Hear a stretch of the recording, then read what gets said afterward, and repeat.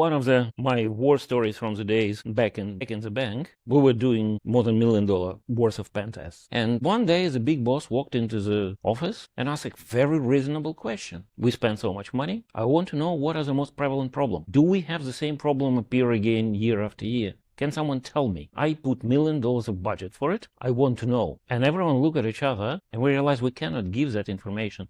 Not now, not tomorrow. Some poor grad spent next 2 weeks going through PDF and doc files, turning those numbers in them into spreadsheet and producing diagrams which says this is the most prevalent problem, this is how fast we fix things. And that information went all the way to the board to demonstrate the value of Pentest. And at that time I said, why? The data exists. Why it sits there in static files? Again, my wife worked in software development. When she got a bug, it comes from Jira. Why we don't have anything like that? Why pen testers don't have it? Why me working in a risk function cannot see that when it is happening? Not 3 weeks later, when pen testers do, after the pen tester finds their vulnerabilities, and finally write a report, run 2 rounds of QAs, and finally send it to me. That's one of those.